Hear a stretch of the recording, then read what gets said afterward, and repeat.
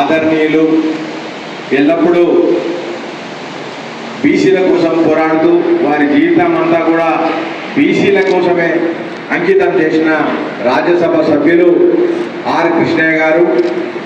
అదేవిధంగా ఈనాడు మనతో పాటు ఈ కార్యక్రమాన్ని మీ అందరినీ ఉద్దేశించడానికి విచ్చేసిన మాజీ మంత్రివర్యులు, మాజీ ఎమ్మెల్యే గారు శ్రీనివాస్ గౌడ్ గారు, అదేవిధంగా మిత్రులు శాంతికుమార్ గారు, జాతీయ ఉపాధ్యక్షుడు బీజేపీ వైస్ ప్రెసిడెంట్ గారు, అదేవిధంగా మిత్రులు వెంకటయ్య గారు, అదేవిధంగా విద్యావేత్త, ఎంతోమందికి చదువుకునే విధంగా చాలా ఉన్నతమైన స్థాయిలో వారందరికీ అవకాశాలు కల్పించి ఇలా అంటే ఇంటర్నేషనల్లో కూడా విదేశాల్లో కూడా వారి విద్యార్థులను అందరినీ కూడా ప్రోత్సహించి ఒక స్థానానికి తీసుకొచ్చిన విద్యావేత్త రవికుమార్ గారు, అదేవిధంగా మాజీ మున్సిపల్ చైర్మన్ ఆనంద్ కుమార్ గారు, యువ నేత డాక్టర్ అరుణ్ గారు, మున్నూరు రాజు గారు మిత్రులు, అదేవిధంగా రమేష్ గారు, అదేవిధంగా ఈనాడు ఈ కార్యక్రమానికి విచ్చేసిన మాజీ ముడా చైర్మన్ వెంకటయ్య గారు, ఈ కార్యక్రమాన్ని ఇంత బ్రహ్మాండంగా నిర్వహిస్తున్న మన బీసీ టీచర్ అసోసియేషన్ రాష్ట్ర అధ్యక్షులు కృష్ణయ్య గారు, అదేవిధంగా జిల్లా అధ్యక్షులు రాఘవేంద్ర గారు, ఈ కార్యక్రమంలో ఇంకా పాల్గొంటున్న యువ కార్పొరేటర్ అయిన అందరికీ కూడా ఉమర్ గారు, అదేవిధంగా ఇక్కడ పాల్గొంటున్న ప్రతి ఒక్క సర్పంచ్కు, మున్సిపల్ కౌన్సిలర్లకు, అదేవిధంగా కార్పొరేటర్లకు అందరికీ కూడా నా యొక్క హృదయపూర్వక నమస్కారాలు.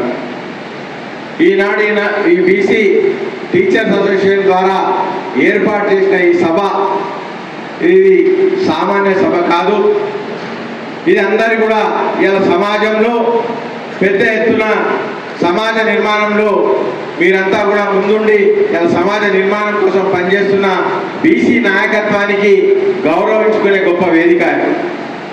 ఇలా ప్రజాస్వామ్యంలో దాదాపు ప్రతి ఒక్కరు కూడా ఇలా మున్సిపాలిటీలు కానివ్వండి, గ్రామ పంచాయతీ కానివ్వండి, ప్రజాస్వామ్యానికి మూల స్తంభాలు. ఈ మూల స్తంభాలు గట్టిగా ఉంటేనే మనమంతా కూడా మన వ్యవస్థ అంతా కూడా గట్టిగా ఉంటుంది. ఈ వ్యవస్థ కోసం మీరు ప్రతి వేళ కూడా మీరు పోరాడుకుంటూ ప్రజలకు అందుబాటులో ఉంటూ ప్రతి ఒక్కరితో ప్రజల ఆదరణతోటి అదంతా కూడా మీరు ఎన్నుకోబడ్డారు. అందుకు ఇలా మళ్ళా ప్రజల కోసం మీరంతా మీ జీవితాన్ని ప్రజాసేవకు అంకితం చేసినందుకు కూడా మీ అందరికీ కూడా మరొకసారి అభినందనలు తెలుపుతూ, మన భారతదేశం మీకు అందరికీ తెలిసినట్టే గొప్ప ప్రజాస్వామిక దేశం. ఈ దేశంలో చాలా మంది కూడా ప్రతి ఒక్కరికి కూడా స్వతంత్రం ఉంది. ఈ ప్రజాస్వామ్య దేశం అత్యంత చదువు, కానీ అందరికంటే పెద్ద సంఖ్యలో మనం బీసీలు ఉన్నాము. కానీ అలా బీసీలకు సమానత్వం రావడానికి కొంచెం ఇబ్బందిగా ఉంది. ప్రతి దాంట్లో కూడా మన పోరాటం ప్రతి ఒక్కటి కూడా పోరాడితేనే మనం సాధించుకోగలుగుతున్నాం. కానీ ఈ హక్కుల కోసం ఎల్లప్పుడూ కూడా మనం పోరాడాల్సి వస్తుంది. కానీ ఎప్పుడు మనం సాధించుకోగలుగుతాం, కానీ ఎప్పుడు కూడా పోరాటంతో మనం సాధన జరుగుతుంది, కానీ సాధన చేసుకోలేకపోతున్నాం. ఇవన్నీ కూడా మన హక్కుల కోసం ఎప్పుడు పోరాడుతూ మన మధ్యలో ఇవాళ మన సభలో మన ఆర్ కృష్ణన్న గారు ఉన్నారు. ఇలా వారు నిజంగా ఇక్కడ ఉన్నందుకు కూడా అందరికి కూడా గర్వకారణం. వారు ఎప్పుడు కూడా బీసీ సంక్షేమం కోసం, బీసీ విద్యార్థుల సంక్షేమం, అదేవిధంగా బీసీ హక్కుల కోసం, బీసీలకు ఇలా న్యాయం జరగాలని చెప్పి వారి జీవితాంతం ఇలా పోరాడుతూ మన బీసీల కోసం పోరాడి వారి గలం ఇప్పినందుకే జాతీయ స్థాయిలో కూడా ఇలా మన బీసీల హక్కుల గురించి ఇలా చర్చ జరుగుతుందంటే దానికి కారణం మన కృష్ణన్న గారే. అదేవిధంగా ఇలా మన మంత్రివర్యులైన శ్రీహరి గారు ఈ కార్యక్రమానికి వచ్చేటుండే, కానీ ఒక ముఖ్యమంత్రి గారితో వారికి ఏదో అత్యంత సమావేశంలో ఉండాల్సి వచ్చింది కాబట్టి ఈ కార్యక్రమానికి రాలేకపోయారు. వారి తరఫున మీ అందరికీ కూడా శుభాకాంక్షలు తెలుపమని చెప్పడం జరిగింది. అదేవిధంగా వారు ఏ శాఖకైతే ఇలా వారు మంత్రిగా నిర్వహిస్తున్నారో ఆ శాఖల ద్వారా ఇలా బీసీలకు ఎంతో మందికి ఉపాధి కలిగే విధంగా వారు కూడా పనిచేస్తున్నందుకు కూడా వారిని కూడా అభినందిస్తున్నాను. అదేవిధంగా ఈ వేదిక పైన ఉన్న పెద్దలందరూ కూడా బీసీల కోసం, ప్రజల కోసం ఎప్పుడు కూడా పోరాడుతూ ఇలా మనం అందరం కూడా వారి నాయకత్వంలో ఏ విధంగా ఇలా మనం ముందుకు పోతున్నాం అందరికీ కూడా తెలిసిన విషయమే. ఇలా మీ అందరితోటి నేను ఒకటే చెప్తున్నా, మీరంతా కూడా సర్పంచ్లు అయింది, అలా వాళ్ళు మీకు ప్రజలంతా కూడా మీకు ఆదరణ చేసేది, ఇలా కౌన్సిలర్లు అయినారు, కార్పొరేటర్లు అయినారు. మీ బాధ్యత మీరు ఎప్పుడు కూడా ప్రజల మధ్యలో ఉండి వారి ఆపదలన్నీ కూడా మీరు వినుకుంటూ వారికి సమాజ సేవ చేసుకుంటూ ఎప్పుడు కూడా వారిని ముందుకు తీసుకుపోయే ఆలోచన చేస్తున్నారు. వారి కోసమే మీరంతా కూడా జీవితాన్ని అంకితం చేసిండ్రు. కానీ మీరు కూడా ఒకటే గుర్తుపెట్టుకోవాలి, ఇవాళ బీసీలు ఎదిగినప్పుడే సమాజం ముందుకు పోతుంది. బీసీల అభివృద్ధి అయితేనే మన సమాజంకి ఒక గుర్తింపు వస్తుంది. ఎందుకంటే ఈ దేశంలో పెద్ద సంఖ్యలో మనం బీసీలు ఉన్నాం కాబట్టి ఆ బీసీల అభివృద్ధి గురించి కూడా మనం ఆలోచన చేయాలి. ఇలా చాలామంది నాయకులు నేను నాయకుని అయిపోయినా కదా నాకు ఇంకెవరితోటి పని లేదని చాలామంది అనుకుంటుంటారు.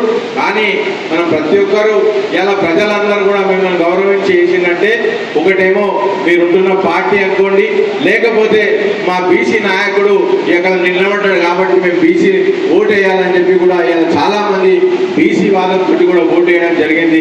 కాబట్టి మన అందరి బాధ్యత, మనందరం కూడా రాజకీయాల్లో ఉన్నాం, ప్రతి ఒక్కరిది బాధ్యత ఏంటంటే మనం కూడా రేపు రాబోయే దినాల్లో బీసీ నాయకత్వాన్ని పెంచాల్సిన అవసరం ఉంది.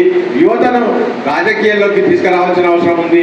ఇలా రాజకీయం కూడా ఏ విధంగా అయితే మనం డాక్టర్లు ఇంజనీర్ల కోసం మన పిల్లలను మనం తయారు చేస్తామో అదేవిధంగా రాజకీయాల్లో కూడా మనం ప్రోత్సహించడానికి ప్రతి యువకులను మనం ప్రోత్సహిస్తేనే రేపు రాబోయే దినాల్లో మన సమాజం మంచిగా అభివృద్ధి జరుగుతుంది.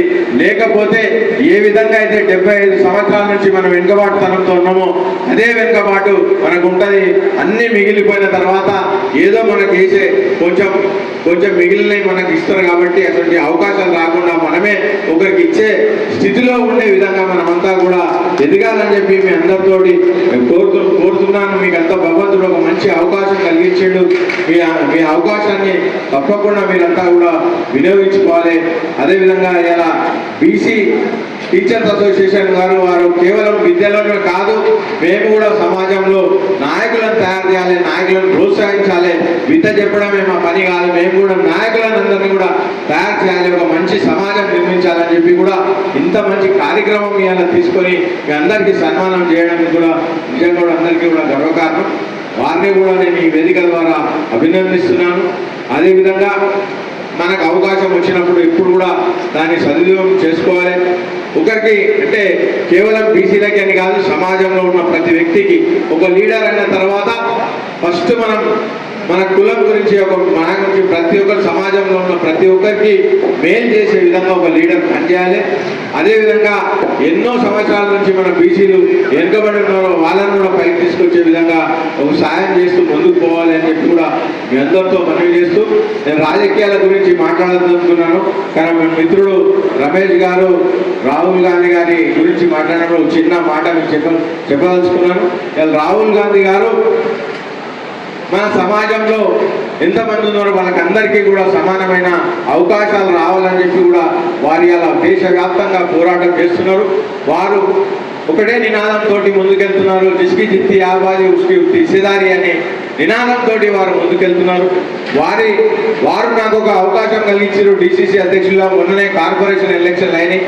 60 స్థానాలు కార్పొరేటర్లకు మనకు అవకాశం. జనరల్ బీసీ సీట్లు ఉన్నా కూడా బీసీ సీట్లు దాదాపు 42% ఉన్నా కూడా దాంట్లో దాదాపు 50% వరకు కూడా బీసీలకు టికెట్లు కేటాయించడం జరిగింది.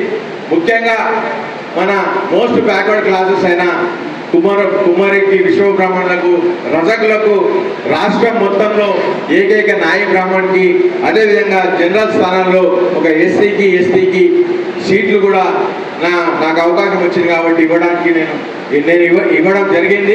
కాబట్టి మనకు అవకాశం వచ్చినప్పుడు తప్పకుండా ఒక సామాజిక న్యాయంతో ఒక సమాజాన్ని నిర్మించే విధంగా మనమంతా కూడా ముందుకు పోవాలని చెప్పి మనమంతా కూడా రేపు రాబోయే దినాల్లో బీసీలు ఒక శక్తిగా ఎదగాలి.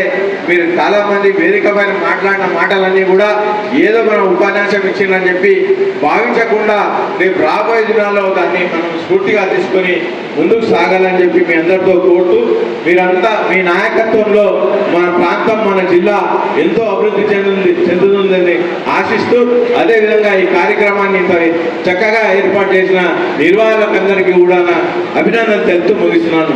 జై బీసీ. జై బీసీ జై బీసీ. జై